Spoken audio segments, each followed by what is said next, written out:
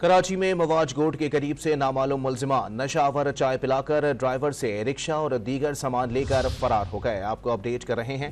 कराची में मवाज गोट के करीब नामालूम मुलजिमान नशावर चाय पिलाकर ड्राइवर से रिक्शा और दीगर सामान लेकर फरार हो गए हैं। मजीद जानते हैं डॉन न्यूज़ के नुमाइंदे मोहम्मद बिलाल खान से। बिलाल, बताइएगा वारदात की मजीद क्या तफसीलात हैं?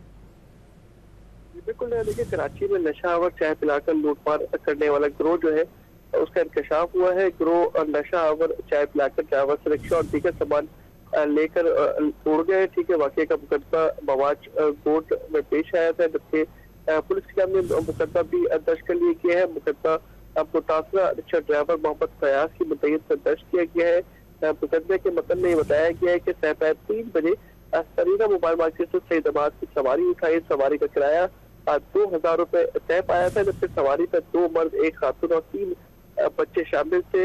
फकीर कॉलोनी पहुंचकर मुझे एक घर के बाहर खड़ा किया और अंदर चले गए।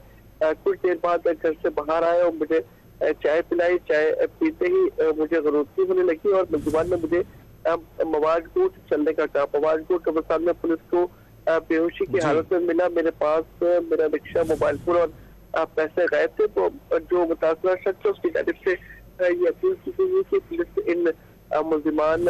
ठीक है, बहुत शुक्रिया मोहम्मद बिलाल खान अपडेट करने के लिए।